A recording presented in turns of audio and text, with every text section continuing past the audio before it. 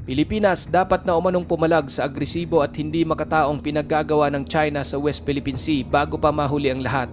At kamakailang aksyon ng mga tauhan ng China Coast Guard laban sa 8 miyembro ng Philippine Navy, pwede na raw gawing basihan para paganahin ni Pangulong Bongbong Marcos ang Mutual Defense Treaty ng Pilipinas at Amerika.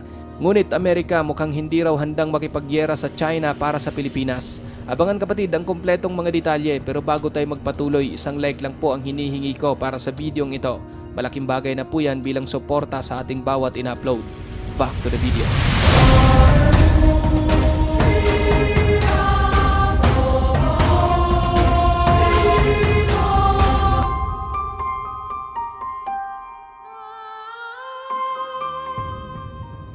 Lalo pang nagiging malupit mga kapatid ang ginagawang panggigipit ng China sa Pilipinas, partikular na sa West Philippine Sea.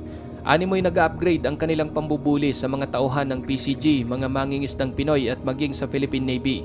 Sa umpisa ay panghaharang lamang ang ginagawa ng mga barko ng China sa tuwing magsasagawa ang PCG ng resupply mission sa Ayungin Shoal, hanggang sa kalaunan ay gumamit na ang mga ito ng military grade laser upang itaboy ang mga barko ng PCG. Maliban doon kapatid, hindi pa nakontento ang China sa kanilang kalupitan at pagiging gahaman, kung saan umabot pa sa mismong binabangga na nila ang mga barko ng Pilipinas.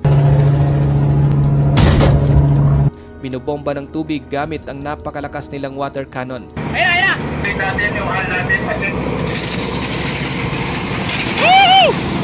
At ang pinakamatindi ay humantong ito sa pagbangga, pagkaladkad, pagbutas at pagsira ng mismong inflatable boat ng Philippine Navy na nagresulta sa pagkaputol ng isang hinlalaki ng sundalong Pilipino.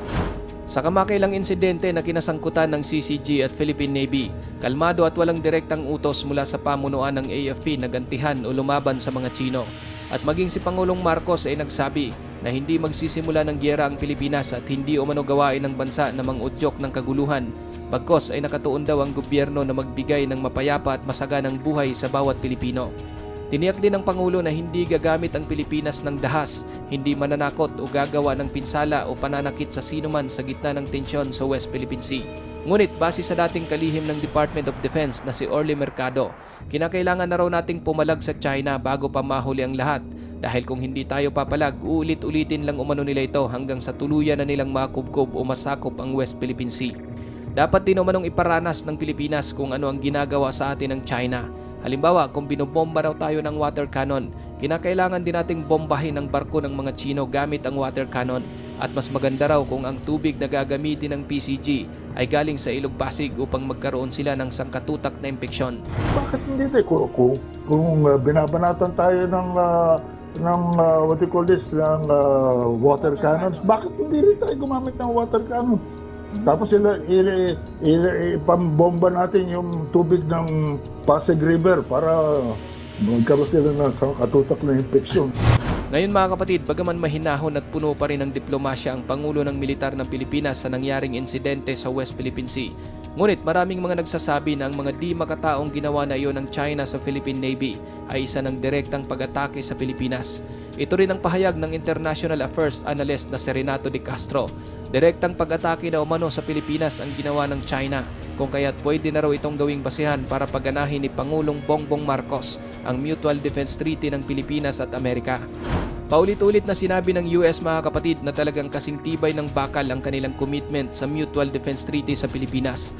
Maging si US President Joe Biden ay mismong sinabi na ang anumang pag-atake ng China sa mga barko, aircraft o militar ng Pilipinas ay maring agad na maipatupad ang Mutual Defense Treaty.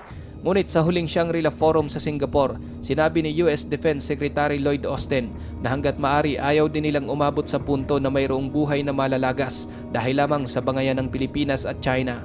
Dahil dito, nag-iba tuloy ang pananaw ng international studies expert na si Professor Romel Banlawi. Base sa kanya, mas maiging hindi na natin dapat gamitin ang Mutual Defense Treaty dahil mukhang hindi rin naman handang makipagyera ang Amerika. Marami ng bansa mga kapatid ang talagang nabahala sa agresibong aksyon ng China sa Pilipinas.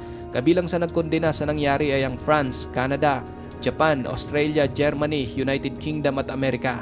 Ayon naman sa security analyst na si Dr. Chester Cabalsa, kung nagawang sumampa ng mga tauhan ng China Coast Guard sa mga bangka ng Philippine Navy, hindi imposible na baka isang araw, bigla na lang din umanong sasampa sa BRP Sierra Madre sa Ayungin Shoal ang mga Chino.